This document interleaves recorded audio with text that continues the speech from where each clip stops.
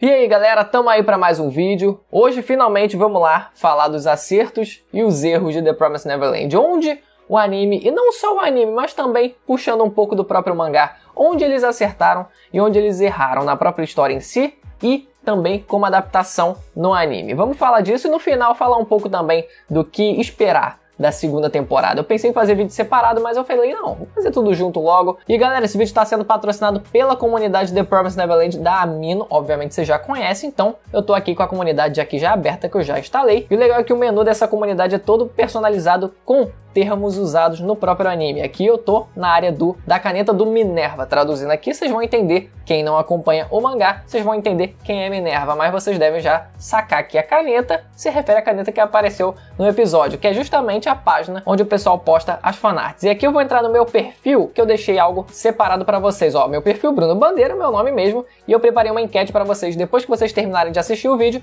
ir lá responder quantas estrelas vocês dão para essa primeira temporada. Então, confere o link na descrição, primeiro link para você baixar de graça o aplicativo, que assim vocês também vão estar ajudando o canal, beleza? O anime de The Promised Neverland, ele foi muito criticado, principalmente no começo dele, se tratando dos cortes e da correria. O pessoal tava falando muito isso, que tava cortando muita informação, cortando muita fala e que tava sendo muito corrido, porque cada episódio era cerca de 4 capítulos do mangá e que por isso estava muito corrido. Eu pessoalmente vou dizer que eu não tive essa impressão.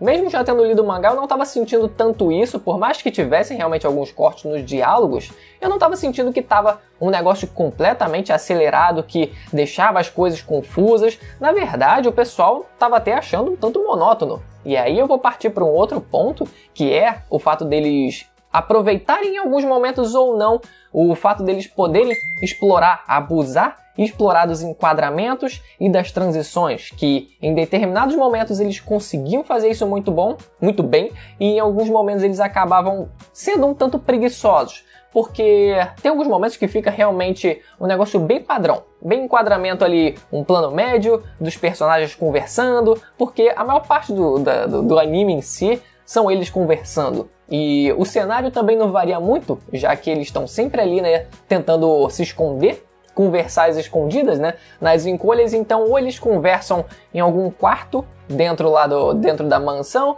ou eles conversam no meio da floresta, ou tá de dia, ou tá de noite. Então é difícil fazer uma boa variação disso. Então acabava que, por uma consequência, pelo próprio fato de não ter muita variação mesmo, ficando muito monótono. Mas aí, em alguns momentos é que eles tinham que tentar conseguir aproveitar o máximo disso, explorar o máximo de enquadramentos e brincar o máximo que eles pudessem com isso. E em alguns momentos eles realmente conseguiam fazer isso. Eles conseguiam fazer os enquadramentos assim, bem de longe, como se tivesse uma visão mais assim, escondidas, né? Uma visão da janela, por exemplo, uma visão entre os arbustos, uma visão mais de perto, uma visão mais de longe, uma transição que vai variando entre os personagens que estão conversando, ou uma transição que vai variar entre os personagens de diferentes cômodos. Então, em alguns momentos eles souberam explorar isso muito bem, em alguns momentos ficou um negócio bem padrão, o que contribui para esse argumento de ter soado um tanto monótono. E outra coisa também é o fato deles, em alguns momentos, não explorarem, como eu falei até durante os reviews,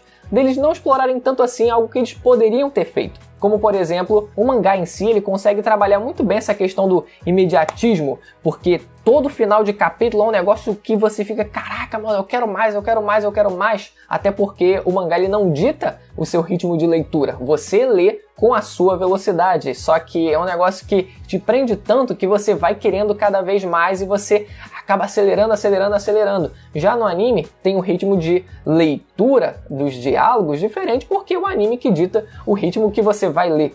Até porque, né, por uma questão de bom senso, eles não vão colocar as falas dos personagens correndo, porque senão ninguém vai conseguir ler nada. Então, naturalmente tem que ser numa velocidade mediana, mas que acaba tendo essa diferença por questão da própria mídia mesmo. Mas além dessa questão do ritmo de leitura, o mangá ele consegue explorar muito bem as ilustrações, a forma como ele vai trabalhar a questão dos diálogos não parecerem tão monótonos.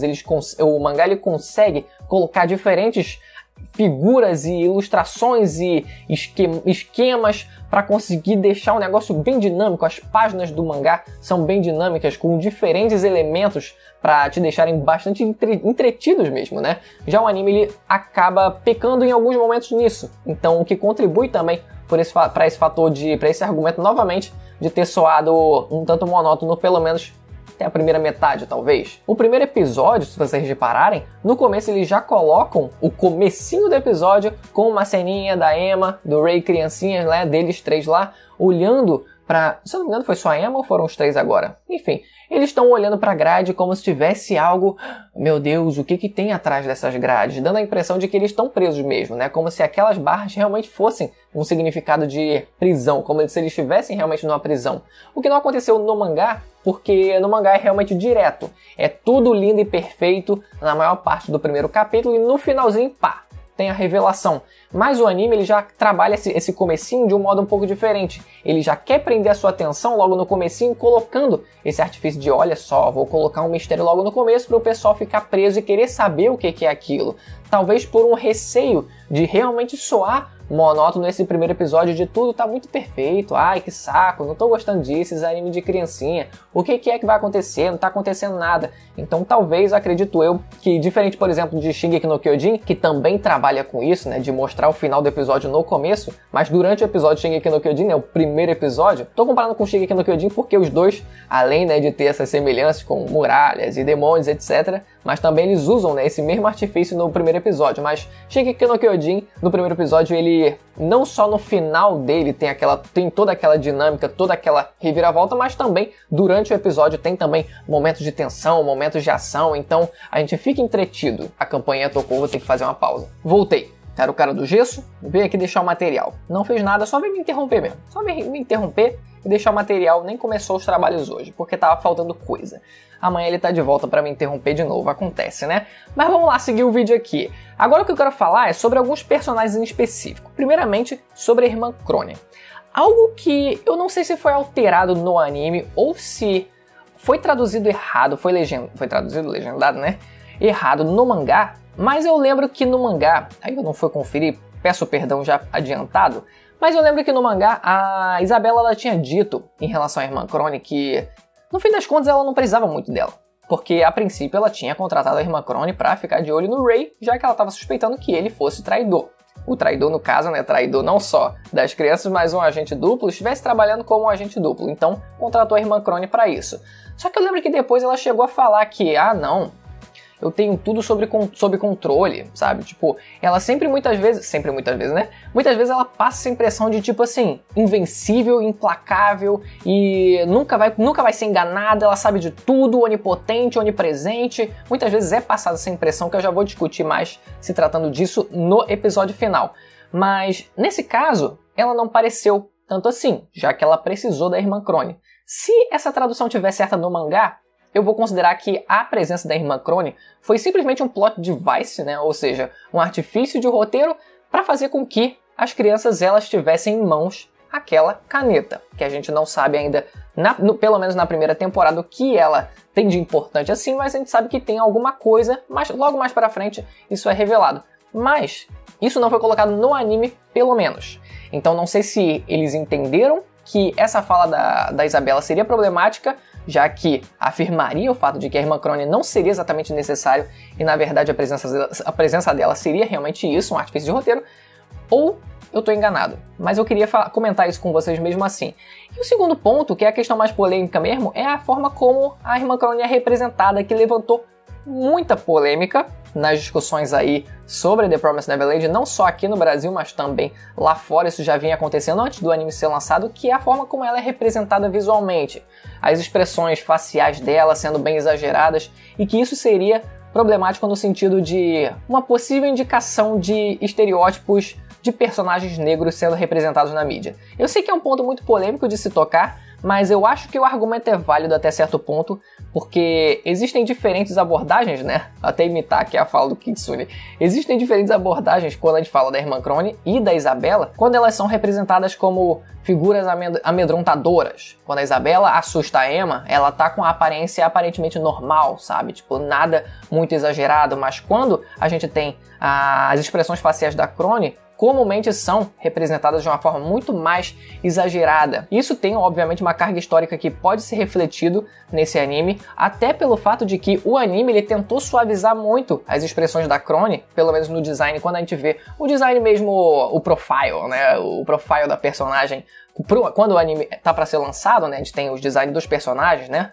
Como eles vão ser no anime, e os traços da personagem estão muito mais suaves. Então pode ser que o anime ele tenha sacado isso e tenha suavizado. Por mais que mais pro final do anime, né, ao longo do anime, ela tenha, sim, as expressões dela bem exageradas, e no finalzinho do anime, né, no último episódio mesmo, a própria Isabela também tenha perdido a compostura e tenha também as suas expressões bem exageradas.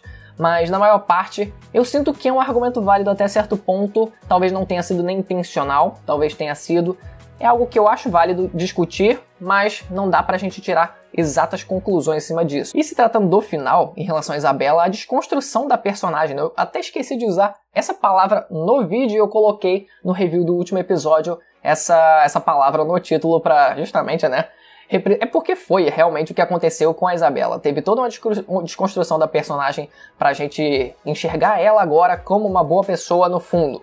Lá no fim, ela, na verdade, estava feliz pelas crianças terem fugido. E mais do que isso, algo que eu até esqueci de comentar, não só a relação que ela criou, o laço que ela criou com o próprio Ray, já que, né, os dois são parentes de sangue, né, o Ray é filho dela, mas o próprio laço que a Isabela criou com, na verdade, as 3 crianças. Porque o que aconteceu com a Isabela, do passado dela, o flashback dela, foi exatamente o que aconteceu com a Emma e o Norman.